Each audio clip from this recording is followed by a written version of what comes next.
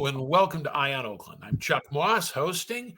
We have as our guest one of our favorite people who's got a new job now, Michael Schostak, is a newly appointed Bloomfield Township treasurer.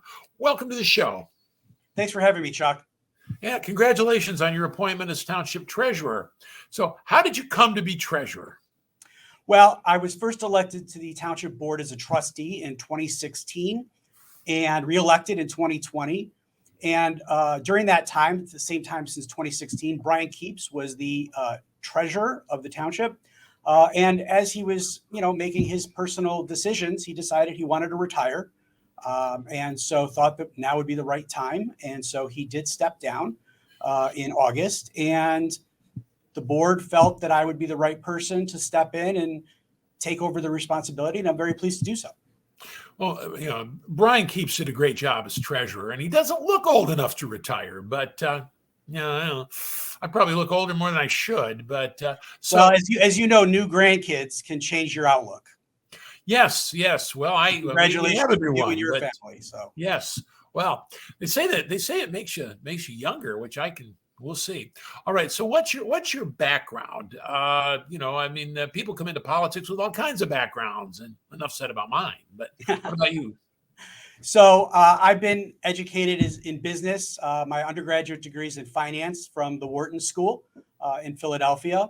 I spent time at the Department of Defense in Washington doing financial analysis, budgeting, capital planning, things like that. I was actually at the Pentagon on September 11th, 2002 for the anniversary and the rededication of the building after the attacks.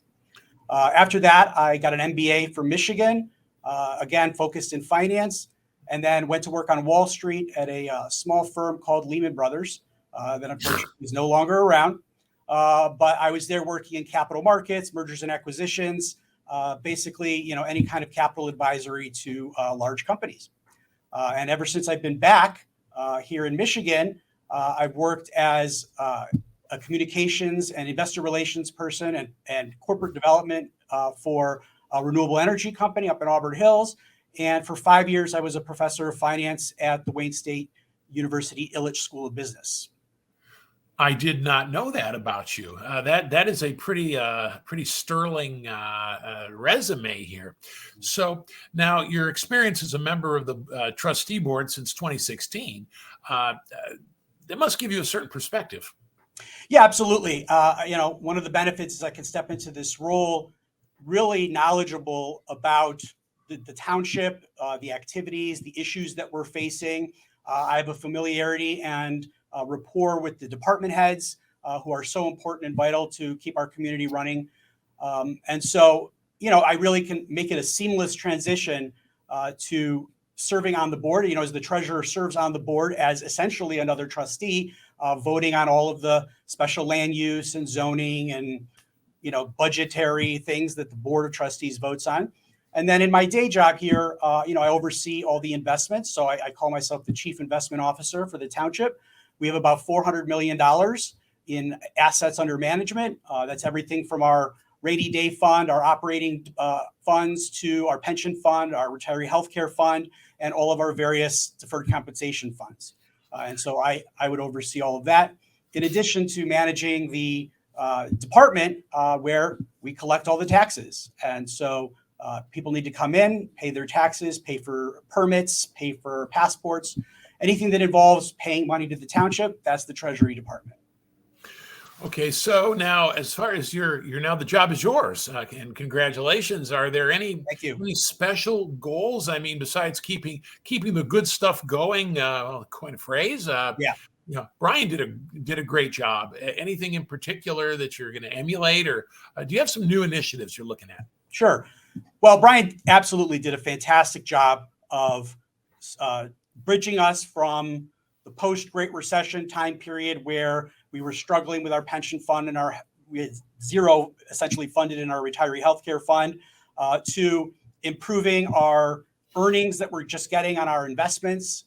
We were getting basis points when he started. Now we're, upwards of 4 or 5%. Now, a lot of that has to do with the rising interest rate environment, but he really managed that process well.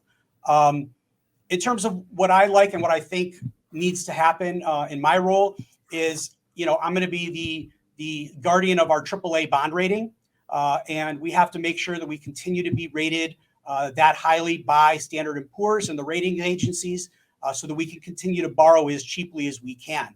It's a huge benefit to the residents that we are able to borrow at the lowest possible rates, both for any operational needs that we need, although we don't do so much of that, but really more for special projects like road projects, water and sewer projects. We're able to get at, a really low rate. I think our last bond was, still under 4%, and that was maybe 2 months ago. So, being able to borrow at that discounted rate is so crucial to keeping us operating well. And so, I'm going to make sure that we can keep that AAA bond rating.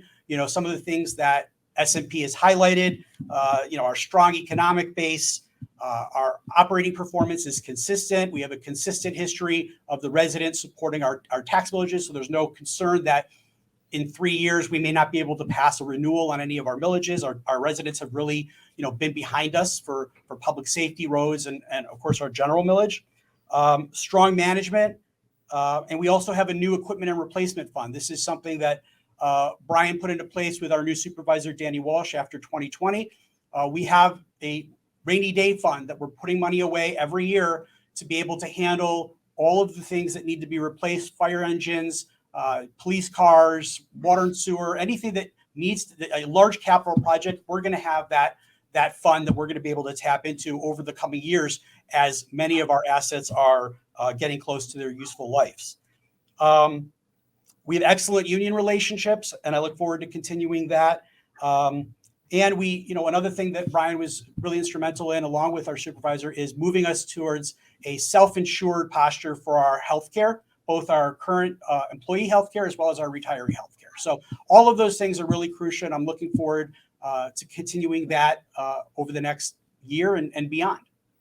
Well, the Bloomfield Township has long had the AAA bond rating, and I know Oakland County did. I mean, Brooks Patterson, the service, his other middle name was, I'm Brooks AAA bond rating, Patterson. Right. And it isn't just about the financials; it's also about your best practices. Because I was in on some of the meetings back when I was in the county, making the presentation to Wall Street, and it wasn't just about your balance sheet, but it was about your practices. So that's a very good thing. And you kept that AAA bond rating right through the Great Recession. Yes. How did you do that? Well, again, I think it comes down to the management practices that you talked about. The ratings agencies have a matrix that they look at the kinds of things you do in terms of your budgeting process, your capital planning process, and how you approach your maintaining fiscal solvency. And we've always gotten the highest ratings for that. We've always been, through the leadership of our accounting team, as well as our treasury team, before me, Brian and Danny Walsh, supervisors. So, it's really about keeping those practices in place. Again, as I said, it's the fact that there's no worry that our residents are going to vote down a millage renewal, because we do a good job of explaining to the residents why it's important that they support it, and then they come through and they support it. And so that removes any doubt from the rating agencies that says, hey, in 3 or 5 years, they're going to lose some tax revenue, and these guys are going to, not be liquid and not be able to pay their bills. So we've eliminated that doubt just from our consistent operating history. We also have, as I said, strong union relationships. Our contracts are good through 2025 and 2026, depending on the union. And I anticipate that sometime next year, we're going to start revisiting those. Again, having those great relationships with the unions is very important. I know you were mentioning employee health care. I remember a few years back when it dawned on everybody that they made these promises, they never figured out how much they were or how they were going to pay for it.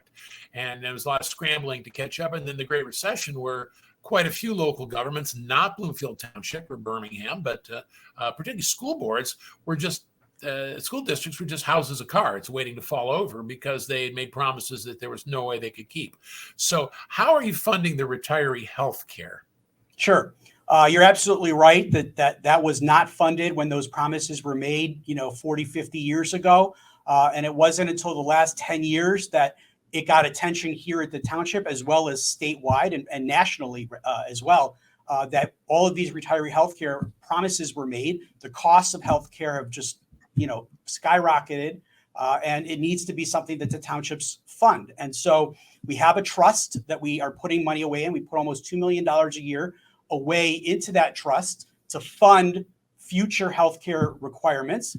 But on top of that, we pay out of our operating budget for all of the retiree healthcare for the retirees from years past. So we're paying for their healthcare out of our operating budget. We're paying for our current employees' healthcare out of our operating budget, and we're paying for our current employees' future retirement healthcare funds again through our operating budget, because we're putting that money into the trust. So we're really paying for three types of healthcare in our operating budget each year, and that's one of the ways again that we're growing our trust fund. 5, 6, 7 years ago, that OPEB trust fund was next to nothing, and now we're about 25% funded.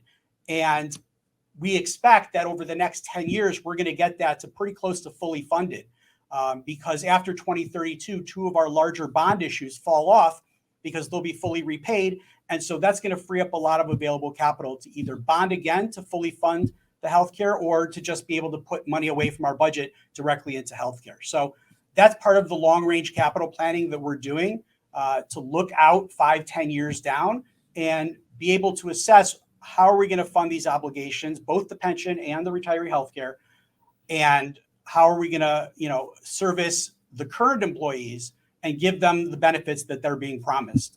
And so that's, really about funding this into the long term. I mean, you can't just make nice promises every time contracts come up and, not care about how you're going to pay for them. My goodness, how radical. Yeah. Well, the state, stepped in a few years ago and passed a regulation that said the townships that are under a certain percent funded have to come up with a corrective action plan. So we have a corrective action plan because we are below 40%, which is the state threshold. But our corrective action plan was accepted by the state, and we're saying, we're putting $2 million away, and we're paying the current retirees out of our operating budget. So that trust is only getting bigger. There's no funds coming out of the trust. And there's no question that the township will be effectively not insolvent, but effectively underwater. Yeah, I mean we're almost fully funded. We're over 90% funded on the pension, and like I said, 25% on the retiree healthcare. But I expect within the next 10 years that'll be pretty close to fully funded. Oh, that's good, because I remember when it came, everybody looked around and said, wait a minute, we actually have to pay for these things. Well, that's good. We're going to have to take a break here. So we're going to go out and then come right back and talk with Michael Schostak, who's the newly appointed Bloomfield Township treasurer. And if there's anything that's close to a blue chip managed local government, Township is definitely one of them. I'm Chuck Moss. Don't go away. We'll be right back here on Eye on Oakland.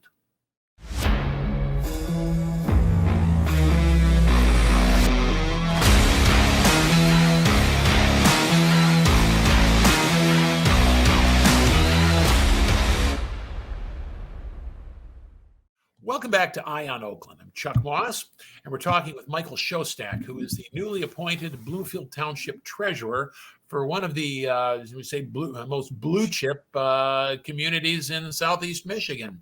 Welcome back. Now, I have a kind of question. Now, all the good stuff there, but there's also budget. Are there any national trends that are impacting the township, and particularly inflation? Of course, inflation is an issue across the board. Everything that we're buying, from fuel to office supplies, everything's been subject to inflation. And that's, hitting the budget. I'd say the biggest area that we have tried to mitigate is healthcare costs. For a while, healthcare costs were increasing at a rate of 8% a year or more. By moving to a self-insured model, we've helped mitigate that and been able to realize some savings. We were also able to negotiate a more consumer-driven healthcare plan with our employees and our retirees. But absolutely, inflation is something that's been affecting us. We're seeing it. We just ordered a new fire engine using our ARPA funds, and it's about $1.7 million for a fire. Wait a minute. Yeah. Wait a minute. $1.7 million for a fire engine? 5 years ago, it would have been 800. Thank you, Brandon. Now I can say that. So what's up? So now, inflation. So inflation is affecting everything, not just our operating expenses, but also our capital spend. Everything. Yeah. Well, those of us who remember the 1970s can tell you all about it, and also how hard it was to get it under control in the early 80s. Yeah. Speaking of such things, it's summerish, end of summer, early fall right now. And no matter how nice the weather is, by January it will be cold, and we know that sooner or later recessions come. The UAW strike might be over before this program airs, or might still go on. Is there any kind of like recession in the air, or do you all have an emergency plan if suddenly we get an economic blizzard? Yeah, I think that's something that we definitely take into account in terms of our budget planning.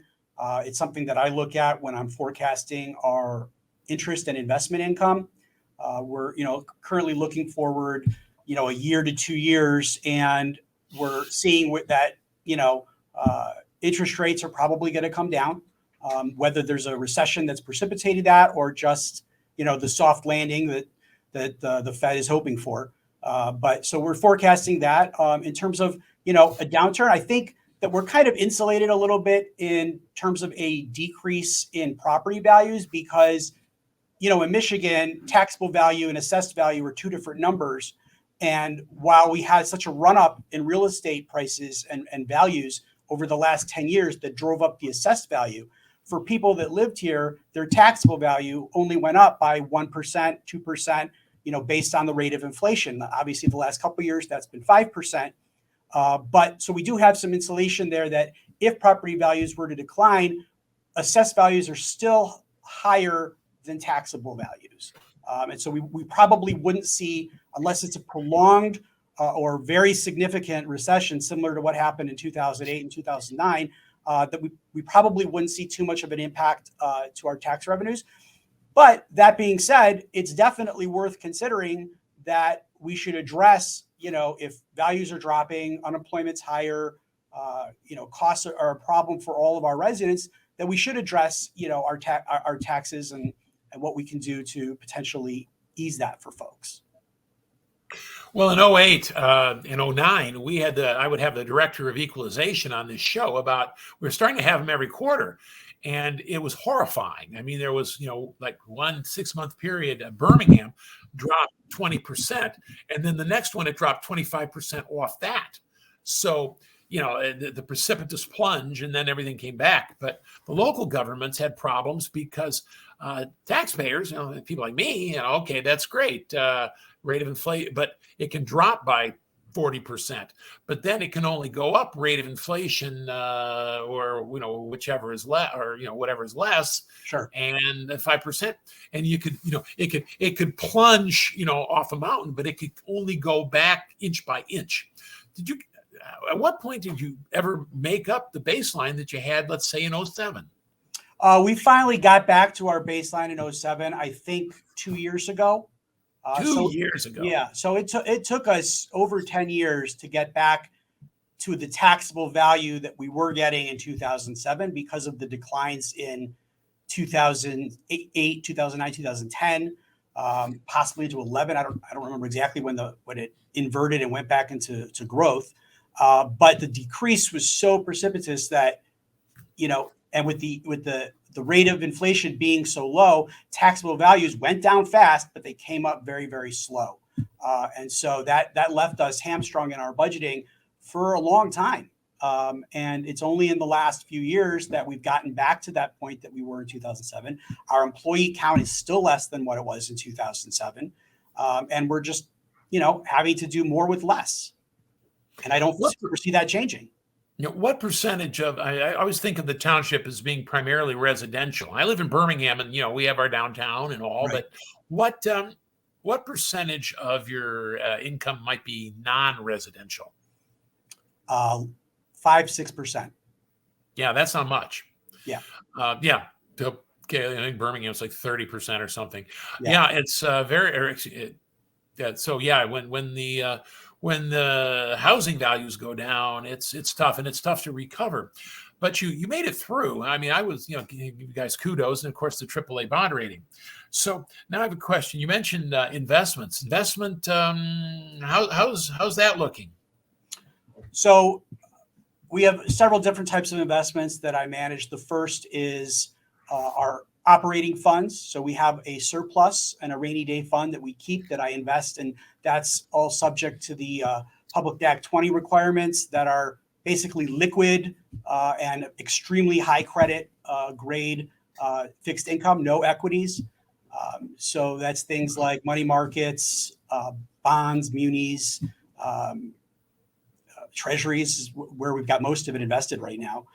So that's one side of the equation. The other side of the equation is we have an equities portfolio in our defined benefit pension plan. And so we manage that. And obviously we're trying to get as much return out of the equity as we can to balance with our fixed income portfolio so that we can meet the needs of our pensioners.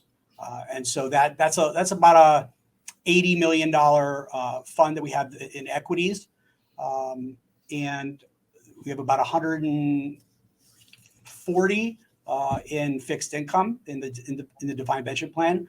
And then for the retiree healthcare plan, that's also, again, another, $20-30 million that we do a combination of equities and fixed income.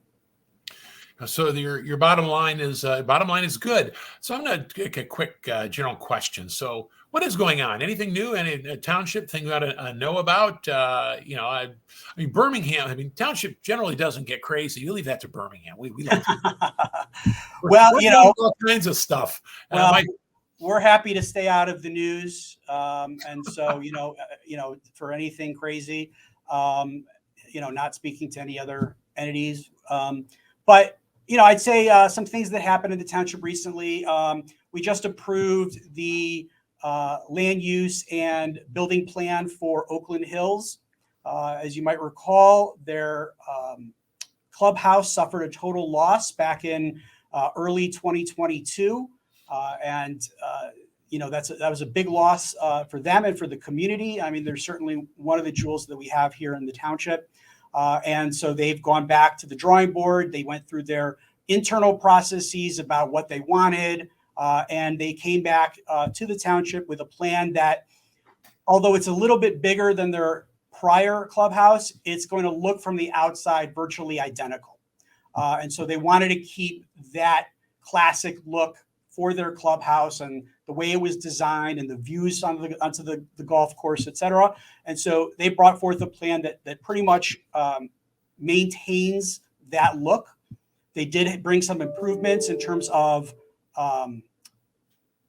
parking and the ingress and egress around their property, which I think will be a great improvement. There was some log jams and traffic jams that were occurring. And so now when they've been able to re-envision how their property is going to look, they're going to look at that and make some changes there.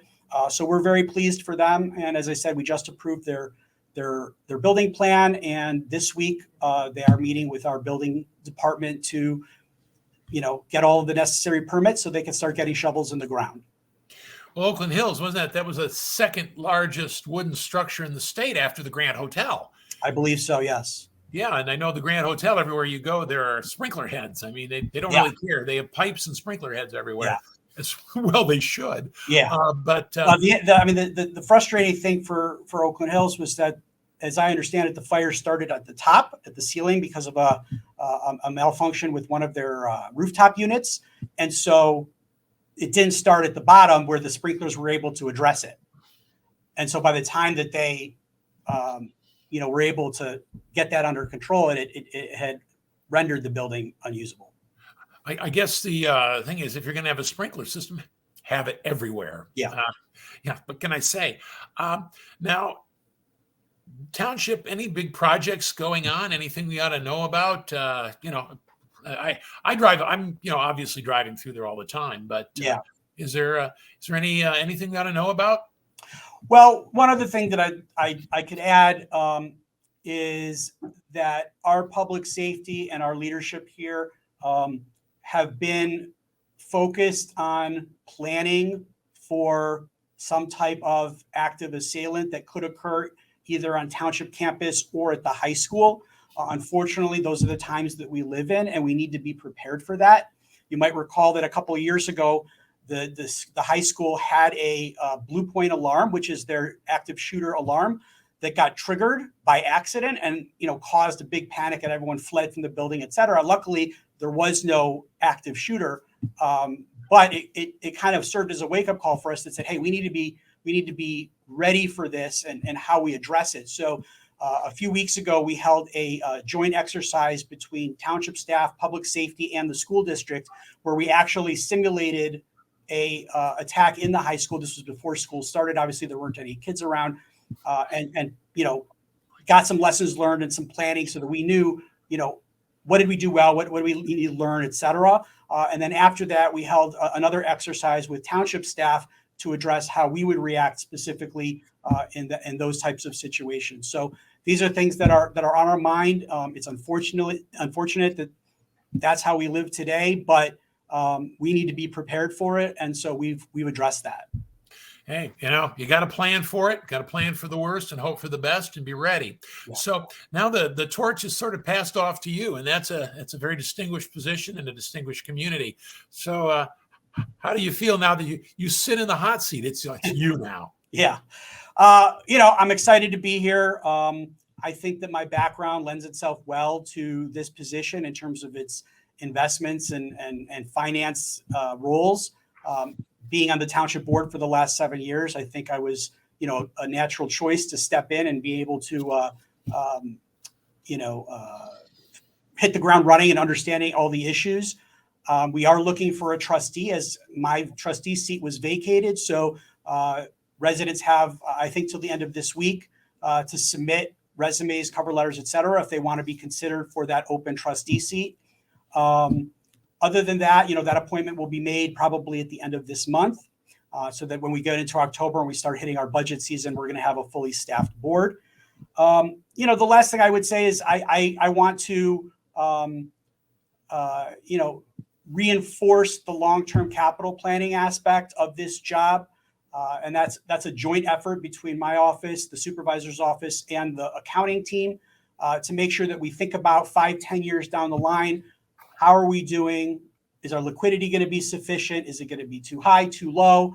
As I mentioned, that equipment and replacement fund that we have that's going to be available to make, long-term investments in our community. We still have some ARPA funds, which are the federal COVID dollars that were given to our community. We still have about $3 million, a little less than $3 million left to spend. And we've got some things that we're doing in terms of continuity of government and disaster planning, that we're going to be doing some technology investments that we're going to be using that money for.